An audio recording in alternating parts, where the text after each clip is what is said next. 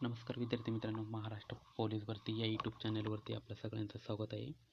आज आपण पोलीस भरती मराठी व्याकरण टॉपिक नंबर 1 मराठी भाषेचा उगम व व्याकरण.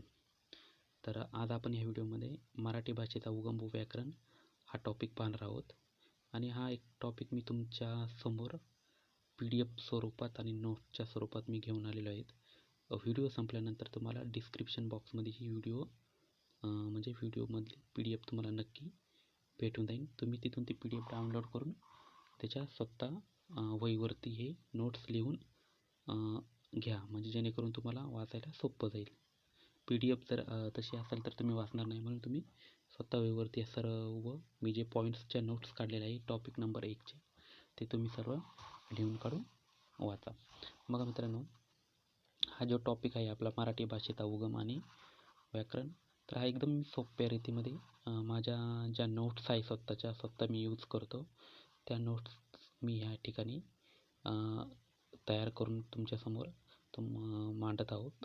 आणि अतिशय सोप्या पद्धतीने आणि सोप्या भाषेमध्ये हा मी चॅप्टर तुम्हाला सांगणार आहे. तर जरा अधिक वेळ न घालवता आपण सुरू करूया. बघा, मराठी व्याकरण उगम. बघा, पहिला पॉईंट बघा, मराठी भाषेचा उगम हा आर्य भाषेपासून झालेले आहेत असे इतिहासकार सांगतात. तर काय सांगितलं त्यांनी की जी मराठी भाषा आहे आपली हिचा उगम ही आर्य भाषापासून झालेला आहे असे आपल्या इतिहासकारांचं मत आहे. त्यानंतरचा पॉईंट बघा मित्रांनो, संस्कृत भाषेला विद्वानांची भाषा म्हणून ओळखले जातात. तर बघा, जी आपली संस्कृत भाषा आहे ही विद्वानांची भाषा म्हणून ओळखले जातात. खूप महत्त्वाचे मित्रांनो पॉईंट्स आहे, एक्झाम ओरिएंटेड या नोट्स आहे सर्व. त्यानंतरचा क्वेश्चन बघा, क्वेश्चन नाही, त्यानंतरचा पॉईंट बघा, प्राकृतिक भाषा म्हणजे लोकांच्या बोलीभाषेतील मूळ भाषा होय. जी प्राकृतिक भाषा आहे म्हणजे ही लोकांच्या बोलीभाषेतील मूळ भाषा, म्हणजे थोडक्यात लँग्वेज. समजा आपण महाराष्ट्रामध्ये राहतोय तर आपली ही प्राकृतिक भाषा म्हणजे आपली लोकल लँग्वेज ही मराठी आहे, तर ही म्हणजे थोडक्यात प्राकृतिक भाषा म्हणजे ही आपली मूळ भाषा. त्यानंतरचा बघा पॉईंट, मागधी भाषा व शोरसैनी भाषा या दोन भाषेमध्ये समाविष्ट असणारी भाषा म्हणजे अर्ध मागधी भाषा होय. जी आपली मागधी भाषा व शोरसैनी भाषा ही इसवापूर्व 8 ते 700च्या दरम्यान ह्या ज्या भाषा होत्या त्यांच्यामध्ये समाविष्ट असणारी एक भाषा होती अर्ध मागधी भाषा. त्यानंतर बघा, अर्ध मागधी भाषा ही मध्य प्रदेश व उत्तर प्रदेश राज्यात विस्तार पावलेली होती. म्हणजे ही जेव्हा इसवापूर्व 700 ते 800 साली ही जी अर्ध मागधी भाषा होती ही उत्तर प्रदेश आणि मध्य प्रदेश ही राज्यात विस्तार पावलेली होती.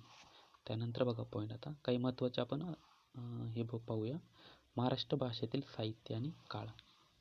बघा, आता हे खूप इम्पॉर्टंट एक्झामच्या दृष्टीने तुम्हाला नक्की यावरती क्वेश्चन नक्की विचारला जातो या टॉपिकवरती आणि या पॉईंटवरती. बघा, पहिलं बघा साहित्य, सेतुबंध हे प्रवर्सन यांनी 8व्या शतकामध्ये लिहिलेले आहेत. त्यानंतर बघा, गोडवध हे वाक्यपतिराज यांनी 8व्या शतकात लिहिलेले आहे. त्यानंतरचं काव्य बघा, चिन्हकाव्य हे कृष्णलीला भूक यांनी 13व्या शतकात लिहिले. त्यानंतर बघा, विवेक सिंधू हे मुकुंदराज यांनी 13व्या शतकात लिहिले. त्यानंतर बघा, भावार्थ दीपिका याचं दुसरं नाव आहे ज्ञानेश्वरी, हे ज्ञानेश्वरांनी हे 13व्या शतकात लिहिले आहेत. बऱ्यापैकी क्वेश्चन या पॉईंटवरती येतो, याचं दुसरं नाव विचारतात आपल्याला. ज्ञानेश्वरीचं दुसरं नाव काय तर भावार्थ दीपिका. त्यानंतरचं बघा, लीळाचरित्र हे माहीबंट यांनी 13व्या शतकात लिहिलं. आणि लास्ट बघा, पंचवर्तिका हे भीष्माचार्य यांनी 13व्या शतकात लिहिलेले आहेत. तर बघा विद्यार्थी मित्रांनो, हे जे आहे यावरती ना, हे जे खूप इम्पॉर्टंट, यावरती ना तुम्हाला एक क्वेश्चन नक्की विचारला जातो, त्यामुळे तुम्ही याकडे दुर्लक्ष करू नका. तुम्हाला ना एक्झामसाठी एक क्वेश्चन नक्की आहे हो पहिल्या टॉपिकवरती विचारला जाऊ शकतो. त्यानंतर बघा, काही महत्त्वाचे पॉईंट्स आहे वन लाईनर, ते पाहूया. बघा पॉईंट्स काही महत्त्वाचे वन लाईनर. बघा, पहिला, मराठी भाषाची कोरीव नोंद ही डॉक्टर तोडपुळे यांनी ठेवलेली आहेत. खूप अतिशय महत्त्वाचा पॉईंट आहे. बघा, असा क्वेश्चन तुम्हाला विचारला जाऊ शकतो की मराठी भाषेची कोरीव नोंद ही कोणी ठेवलेले आहे? तर ऑप्शनमध्ये तुम्हाला देतील डॉक्टर तुळपुळे वगैरे वगैरे. तर याचं बरोबर उत्तर तुम्ही डॉक्टर तुळपुळे करायचे. त्यानंतर बघा, त्यानंतरचा पॉईंट बघा, ब्राह्मी लिपी शिलालेख हा पुणे जिल्ह्यातील जुन्नर जवळ नाणेघाटात असून त्यावर महार ठिनो ही अक्षरे कोरलेली आहेत. खूप इम्पॉर्टंट पॉईंट आहे हा, की ब्राह्मी लिपी ही शिलालेख हा पुणे जिल्ह्यातील जुन्नर जवळ नाणेघाटात असून त्यावर महार ठिनो ही अक्षरे कोरलेली आहेत. त्यानंतरचा बघा एक पॉईंट बघा त्यानंतरचा, की अभिजात भाषा. आता हा खूप महत्त्वाचा पॉईंट आहे. याच्यामध्ये जे पॉईंट दिलेले आहे सब पॉईंट ते खूप महत्त्वाचे बघा.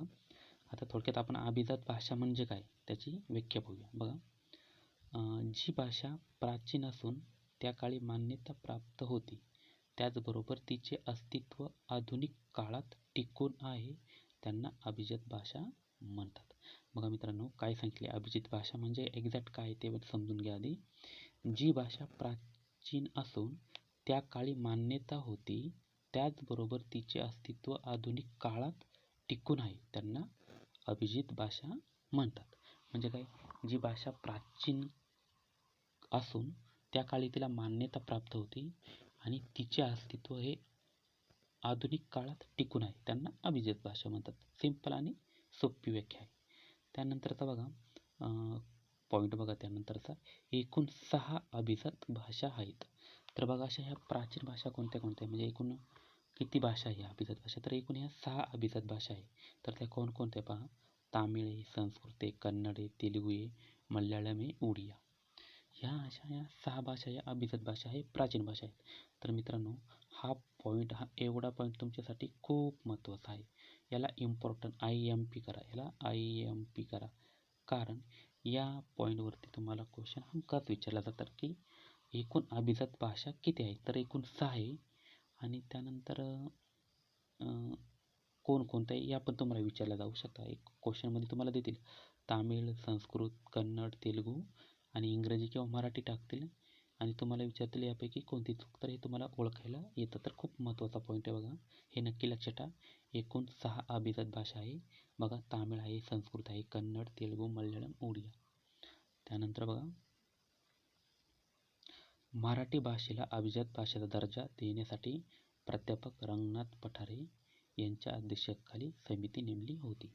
तर खूप हा महत्त्वाचा पॉईंट आहे बघा. तुम्हाला या पॉईंटवरती क्वेश्चन विचारला जाऊ शकतो, की मराठी भाषेला अभिजात भाषेचा दर्जा देण्यासाठी टिंब यांच्या अध्यक्षतेखाली समिती नेमली होती. तर त्याचं उत्तर तुम्ही द्यायचं, प्राध्यापक रंगनाथ पठारे यांच्या अध्यक्षतेखाली समिती नेमलेली होती.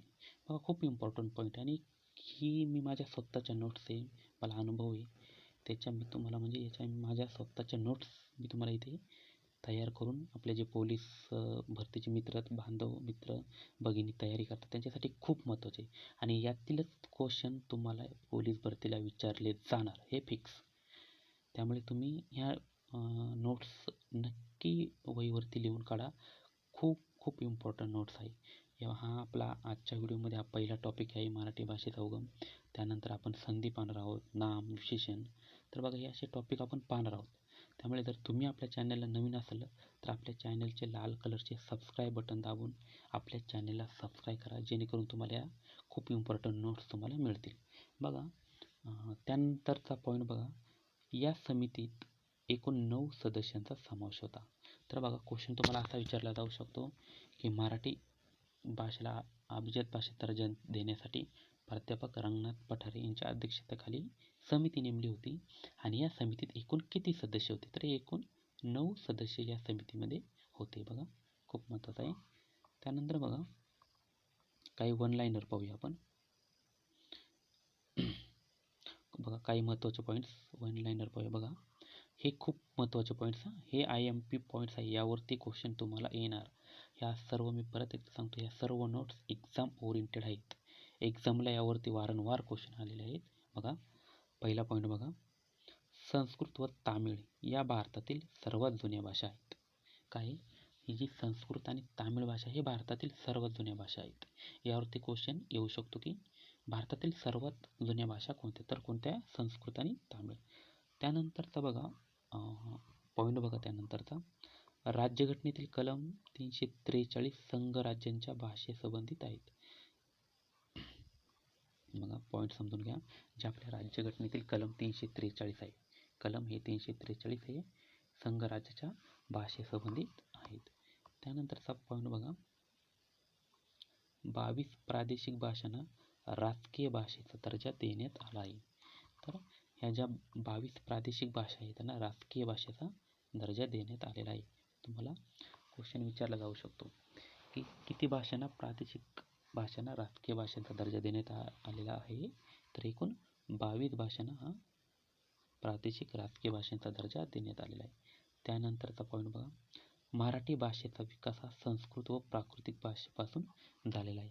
जी आपली मराठी भाषा आहे तिचा विकास हा संस्कृत आणि प्राकृतिक भाषेपासून झालेला आहे, कारण या भाषा खूप जुन्या आहेत. त्यानंतरचा पॉईंट बघा मित्रांनो, मराठी व्याकरणावरती संस्कृत व इंग्रजी भाषेचा प्रभाव दिसून येतो. मराठी व्याकरणावरती संस्कृत आणि इंग्रजी भाषेचा प्रभाव दिसून येतो. तर बघा ह्या टॉपिकवरती आपण ह्या एवढे पॉईंट पाहिलेला आहे आणि यातील थोडासा टॉपिक बाकी आहे, तो आपण पार्ट 2मध्ये पाहणार आहोत. म्हणजे आपला पहिला टॉपिक कव्हर होऊन जाईल. बघा हा पार्ट 1 आहे, यानंतरचा पार्ट 2 येईल. तर बघा त्यामध्ये पण राहिलेला जो आपला थोडासा चॅप्टर आहे, थोडेसे पॉईंट आहे, ते आपण सेकंड पार्टमध्ये घेऊन हा टॉपिक आपण पूर्ण करणार आहोत. आणि थोडक्यात मला एवढंच सांगायचं आहे की हा जो टॉपिक आहे पहिला, मराठी भाषेचा उगम आणि व्याकरण, तर हा थेअरी बेस आहे. म्हणजे ह्या पॉईंट स्वरूपातच तुम्हाला सांगितलं तर तुम्हाला ते म्हणजे थोडक्यात तुम्हाला ते लक्षात राहील. कारण तसा तर खूप मोठा पॅसेज आहे, तसं सांगायला खूप टाईम लागेल.